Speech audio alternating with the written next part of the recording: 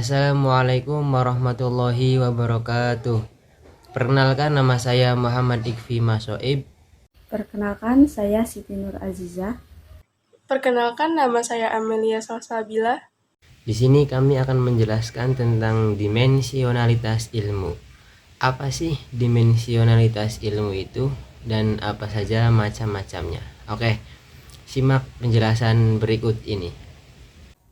Dimensionalitas ilmu.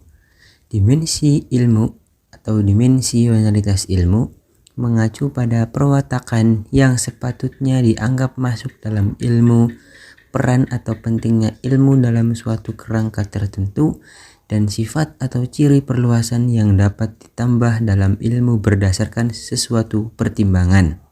Perkataan dimension atau dimensi dapat berarti sifat perluasan atau quality of attention, hal penting atau importance, dan watak yang cocok atau karakter proper pada suatu hal. Dimensi ilmu mengacu pada perwatakan yang sepatutnya dianggap termasuk dalam ilmu, peranan atau pentingnya ilmu dalam suatu kerangka tertentu, dan sifat atau ciri perluasan yang dapat ditambahkan pada ilmu berdasarkan sesuatu pertimbangan. Apabila ilmu dibahas dari sudut salah satu dimensi, maka merupakan suatu analisis dari sudut tinjauan khusus yang bercorak eksternal. Untuk keperluan penelaahan terhadap ilmu, sudut tinjauan dari arah luar adalah suatu hampiran studi tertentu atau suatu perspektif dalam analisis. Hampiran atau perspektif ini berasal dari berbagai cabang ilmu khusus yang mengambil konsep ilmu sebagai sasaran penelaahannya. Dari perspektif ilmiah, ilmu belakangan ini dianggap sebagai sebuah social institution, sebagai suatu social activity, atau menurut Hoberer sebagai suatu jaringan kebiasaan dan peranan yang menghimpun, menguji, dan menyebarkan pengetahuan. Nah, untuk melengkapi dimensi-dimensi ilmu yang berdasarkan hampiran cabang-cabang ilmu khusus, ada dua dimensi yang bersifat reflektif, abstrak, dan formal, sejalan dengan dua bidang pengetahuan yang bercorak demikian itu, yaitu dimensi filsafat dan dimensi logis dari ilmu. Dari sudut tinjauan filsafat, maka ilmu dapat dipandang, misalnya, sebagai pandangan dunia atau nilai manusiawi. Masih ada dimensi ilmu lain yang tidak berdasarkan cabang ilmu dan pengetahuan, melainkan berpangkal pada aspek realitas di dunia ini. Dimensi-dimensi tersebut ada 6, yakni 1. Dimensi kebudayaan, 2. Dimensi sejarah, 3. Dimensi kemanusiaan, 4. Dimensi reaksi, 5. Dimensi sistem, dan yang keenam, dimensi ilmu. Yang pertama, dimensi kebudayaan. Menurut Hofstede, budaya adalah program mental yang mempengaruhi cara berpikir dan perilaku manusia secara kolektif. Program mental sekelompok orang dalam suatu negara disebut dengan kebudayaan nasional. Kebudayaan merupakan salah satu segi penting dalam kehidupan manusia. Dari aspek ini, para cendekiawan mengupas science sebagai a cultural force menurut Wolf dan a cultural process menurut Richter dan a mode of culture menurut Elkanah. Sedangkan menurut J.J. Honigman, wujud kebudayaan dibedakan menjadi 3, gagasan, aktivitas, dan artefak. Yang pertama, gagasan atau wujud ideal. Wujud ideal kebudayaan adalah kebudayaan yang berbentuk kumpulan ide-ide, gagasan, nilai-nilai, norma-norma, peraturan, dan sebagainya yang bersifat abstrak atau tidak dapat diraba atau disentuh. Wujud kebudayaan ini terletak dalam kepala-kepala atau di dalam pemikiran warga masyarakat. Jika masyarakat tersebut menyatakan gagasan mereka itu dalam bentuk tulisan, maka lokasi dari kebudayaan ideal itu berada dalam karangan dan buku-buku hasil karya para penulis warga masyarakat tersebut. Yang kedua, aktivitas atau tindakan. Aktivitas adalah wujud kebudayaan sebagai suatu tindakan berpola dari manusia dalam masyarakat itu. Wujud ini sering pula disebut dengan sistem sosial. Sistem sosial ini terdiri dari aktivitas-aktivitas manusia yang saling berinteraksi, mengadakan kontak, serta bergaul dengan manusia lainnya menurut pola-pola tertentu yang berdasarkan adat tata kelakuan. Sifatnya konkret, terjadi dalam kehidupan sehari-hari dan dapat diamati dan didokumentasikan. Yang ketiga, artefak atau karya.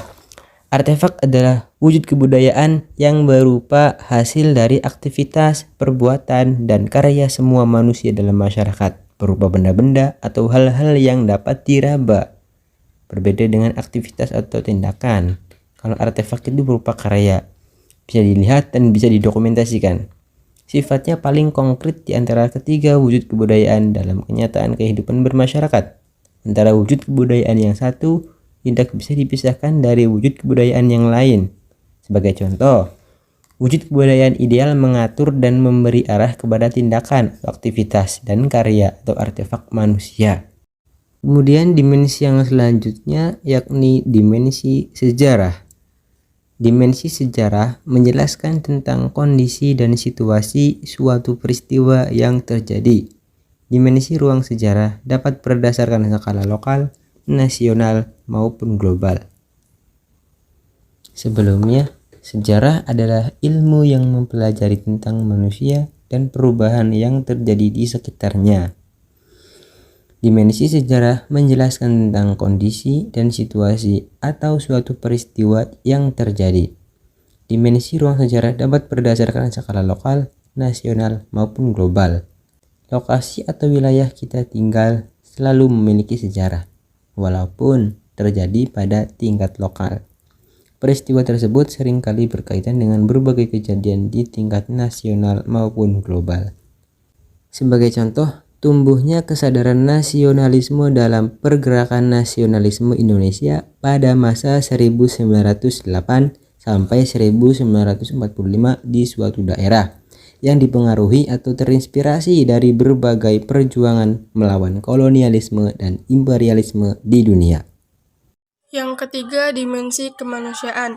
Dimensi kemanusiaan adalah hal ihwal yang berhubungan dengan misi kehidupan yang dilalui oleh manusia sebagai makhluk ciptaan Allah yang mesti dikembangkan secara serasi dan seimbang. Artinya, jika ada reaksi dari masyarakat kemudian memberikan cap atau julukan menyimpang pada seseorang, maka perilaku orang yang itu lakukan telah dianggap menyimpang. Di sisi lain, dimensi-dimensi kemanusiaan adalah bentuk perbedaan ukuran, postur badan termasuk sifat, sikap, bakat, dan kemampuan yang berbeda antara individu yang satu dengan yang lain. Dalam kajian pendidikan Islam, ada 7 macam dimensi-dimensi kemanusiaan yang mesti dikembangkan secara seimbang dan berkesinambungan. Di antaranya adalah 1 dimensi fisik, 2 dimensi akal, 3 dimensi iman, 4 dimensi akhlak, 5 dimensi kejiwaan, 6 dimensi keindahan, dan 7 dimensi sosial kemasyarakatan. Yang keempat, dimensi reaksi. Dimensi reaksi berhubungan dengan reaksi masyarakat atau agen kontrol sosial terhadap tindakan yang dilakukan oleh seseorang. Selanjutnya, saya akan menjelaskan pembahasan materi dimensi ilmu yang kelima, yaitu System Dimension atau dimensi sistem. Jika memang realitas di dunia ini mengandung banyak sekali kebulatan yang teratur, maka wajar jika sains ditinjau dari segi kebulatan sistem yang terdiri dari unsur-unsur yang berada dalam keadaan berinteraksi.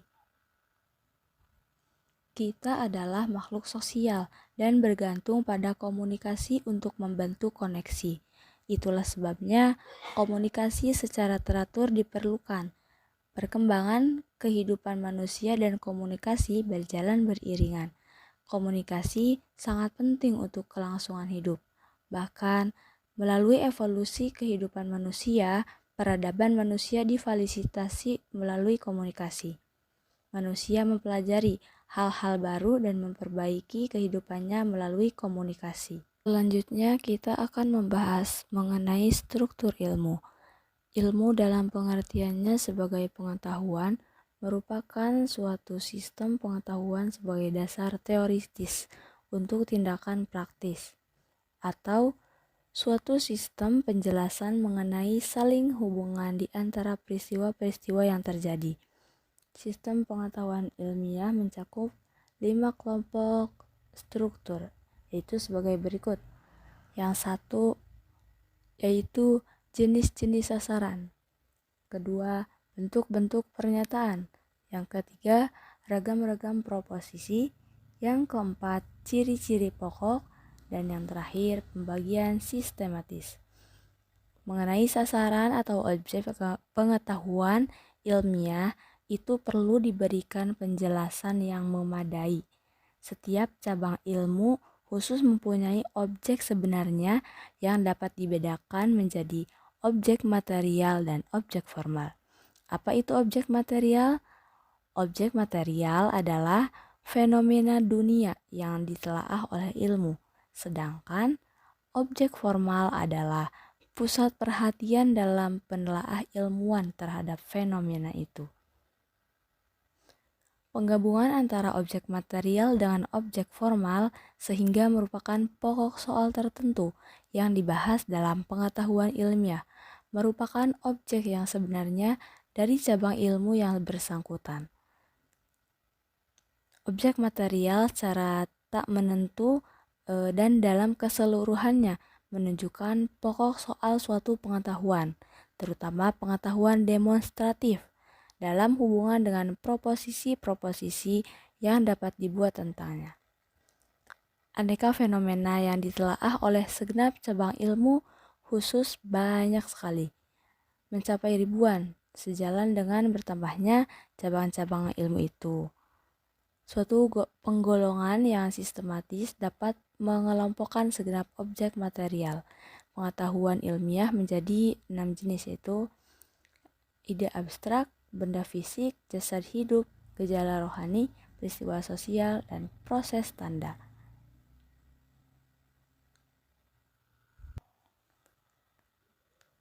Kaidah ilmiah merupakan pernyataan yang bersifat prediktif, dan teori ilmiah juga berupa proposisi yang meramalkan fenomena kadang-kadang timbul kekaburan dalam perbedaan antara kedua hal tersebut.